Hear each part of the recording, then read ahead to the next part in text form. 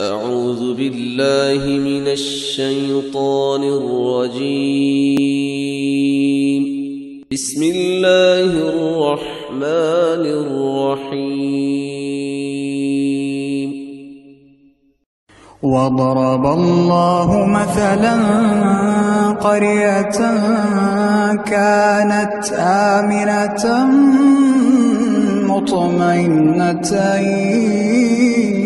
يأتيها رزقها رغدا من كل مكان فكفرت بأنعم الله فأذاقها الله لباس الجوع والخوف بما كانوا يصنعون ولقد جاءهم